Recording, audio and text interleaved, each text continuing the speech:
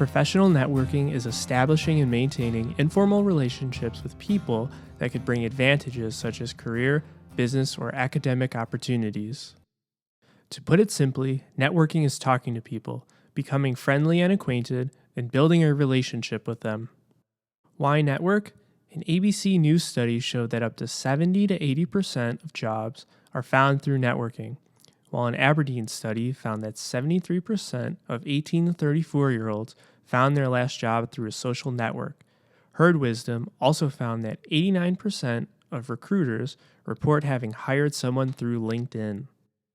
However, networking is not outright asking for a job, collecting business cards, randomly passing out resumes, or deliberately using people for information you think they might have. Networking is not a direct way to get a job or academic opportunity, but is a means to develop relationships with new contacts. Familiarity and knowledge are often the first steps that could lead to a job. Even if you are not actively looking for a job, networking is still important and beneficial. People are a source of knowledge, not only of open positions, but also careers, companies, industries, and skills needed for jobs.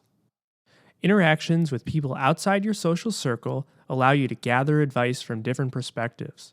This could help you do your job better and/or help your colleagues. As your professional network grows, you can then leverage or use the knowledge that you gain and apply it appropriately for your professional or academic career. Obviously, networking can be done at academic or professional events such as conferences, seminars, career fairs, etc. But it can also be done in your everyday life, like at the grocery store or at the airport. How do you network effectively in a professional setting? There are strategies for all stages of the event, before, during, and after. Before attending a scientific conference, for example, know what you want to get out of it. Set some goals for yourself and develop a plan for accomplishing them. If you are interested in going to grad school, plan to talk to representatives from grad schools. A good way to start is by using the conference program guide to plan which institutions and companies you'd like to speak with. Well beforehand, prepare an elevator speech. That's a short description about you, what you do, and where you're looking to go. A strong elevator speech will make a good first impression on whoever you encounter. How you dress for the event is equally important. For most all professional events, the standard dress is business casual or above. And don't forget to bring business cards if you have them. You never know who might ask for your information. During the event, mind your manners. Don't be afraid to break the ice and introduce yourself.